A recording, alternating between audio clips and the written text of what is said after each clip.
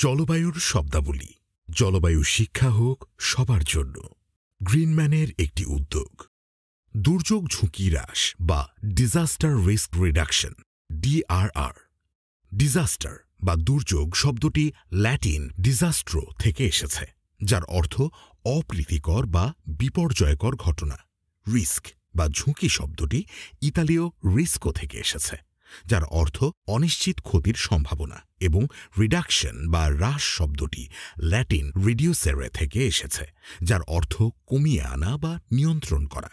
দুর্যোগ ঝুঁকি হ্রাস ডিজাস্টার রিস্ক রিডাকশন বা DRR হল একটি পরিকল্পিত প্রক্রিয়া, যার মাধ্যমে প্রাকৃতিক ও মানবসৃষ্ট দুর্যোগের ঝুঁকি কমানো হয় এবং মানুষের জীবন ও সম্পদের ক্ষয়ক্ষতি কমিয়ে আনা হয়। ডিজাস্টার রিস্ক রিডাকশন DRR বা দুর্যোগ ঝুঁকি হ্রাসের কার্যক্রম প্রাকৃতিক বিপর্যয়ের প্রভাব কমানোর লক্ষ্যে কাজ করে। DRR দুর্যোগের প্রভাব কমাতে যে কার্যক্রমগুলো করা হয় তা অন্তর্ভুক্ত করে, যেমন অবকাঠামো নির্মাণ, দুর্যোগ প্রস্তুতি এবং প্রতিরোধমূলক পরিকল্পনা। এর উদ্দেশ্য হল এমন ব্যবস্থা গ্রহণ করা যাতে দুর্যোগের ক্ষতি সীমিত থাকে এবং মানুষের জীবনের সুরক্ষা নিশ্চিত হয়। এর মূল লক্ষ্য হল দুর্যোগের সম্ভাব্য ক্ষতি কমানো, পূর্ব প্রস্তুতি নেওয়া এবং দুর্যোগ পরবর্তী পুনরুদ্ধার কার্যক্রম সহজতর করা।